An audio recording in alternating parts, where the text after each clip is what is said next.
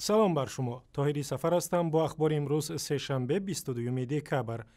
رهبران بلندپایه وزارت‌های امور خارجه 5 کشور آسیای مرکزی در شهر آستانه پایتخت قزاقستان با مسئول امور خارجه اتحادیه اروپا همکاری‌های دوجانبه را بررسی کردند. در نشست وزیران در روز 21 دکبر گفتگو سر امنیت منطقوی، مبارزه با تهدیدهای امنیتی و همکاری‌های اقتصادی صورت گرفت. نمایندگان تاجیکستان و قزاقستان، ازبکستان و ترکمنستان و قرقیزستان از عزم اتحادیه اروپا برای تا 1 میلیارد یورو افزایش دادن کمک‌های مالی برای کشورهای منطقه اظهار قدردانی کردند. فدریکا موگرینی مسئول روابط خارجی اتحادیه اروپا همچنین از کشورهای منطقه خواست به حقوق انسان و آزادی‌های بنیادی مردم احترام بگذارند. وزارت امور خارجه ازبکستان گفت که مکالمه‌های سیاسی بین این کشور و تاجیکستان روزهای 24-25 دکبر در شهر دوشنبه برگزار می شود. وزارت روز 22 دکبر با نشر بیانیه در وبسایتش گفت در مکالمه هیئت‌های دو کشور را معاونان وزیران امور خارجه رهبری می‌کنند و در جریان ملاقات اوضاع در منطقه از جمله در افغانستان جنگ زده و مسائل همکاری‌های دوجانبه بررسی می‌شوند.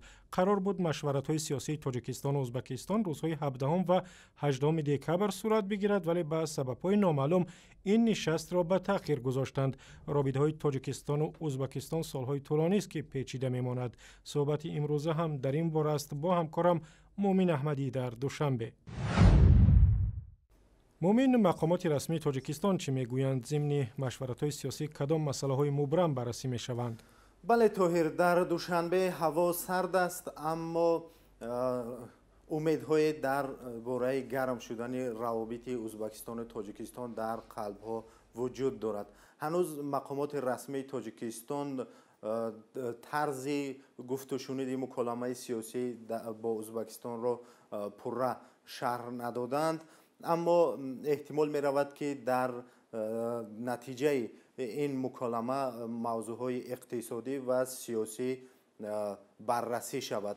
یادآور می شویم که 9 سال باز گاز ازبکستان به تاجیکستان قطع شده است و سالها باز میان تاجیکستان و ازبکستان پروازهای هواپیما در میان نیست. احتمال می رود که این موضوعها در این گفت و شنود دو جانبه بحث و بررسی شوند. مقامات انتظامی تاجیکستان یکی از وکیلان شناخته دفاع را به 2 جنایت سنگین دیگر متهم کردند. بزرگمهر یاروف که قبلا به قلابی و ساختکاری متهم شد، حالا به گفته پیوندانش به برانگیختن خصومت و عداوت مذهبی، تندگرایی و تشکیل سازمان اکستریمیستی نیز متهم شده است. خویشاوندان وکیل روز 22 دکبر به رادیو آزادی گفتند خود بزرگمهر اتهامات را رد می‌کند و میگوید که بیگناه است. در صورت ثابت شدن اتهامات ممکن است این وکیل دفاع تاجیک را به سالهای طولانی زندان محکوم کنند. بزرگمهر یاروف را آخر ماه سپتامبر و بعد از آن بازداشت کردند که گفت از حقوق رهبران بازداشت شده حزب نهضت اسلامی تاجیکستان دفاع می‌کند. فعالیت این حزب حالا در تاجیکستان ممنوع است. سفیر اوکراین در دوشنبه میگوید کشورش قراردادها درباره تامین نیروگاه راغون با تجهیزات و توربین‌ها را اجرا می‌کند و در آینده نیز سازشنامه‌های دو طرفه در این زمینه اجرا می‌شوند.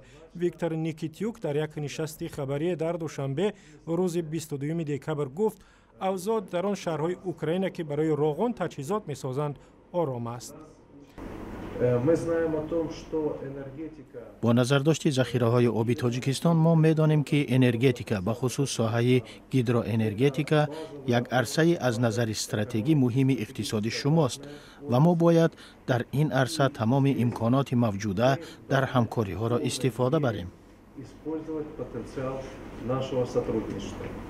دیپلمات اوکراینی گفت تبلیغات زیادی شبکه‌های تلویزیونی روسی و ناآرام نشان دادن اوضاع در اوکراین سبب شده است دانشجویان تاجیک از تحصیل در دانشگاه‌های اوکراین خودداری کنند. عین زمان به گفته ویکتور نیکیتیوک 400 جوان تاجیک در اوکراین علم می‌آموزند. در شهر دوشنبه روز 21 دکبر روزهای فیلم‌های ایرانی آغاز یافت. افتتاح رسمی جشنواره در کینوتئاتری به نام زیبونیسا در پایتخت با نمایش فیلم آواز گنجشک‌های مجید مجیدی کارگردان شناخته ایرانی صورت گرفت.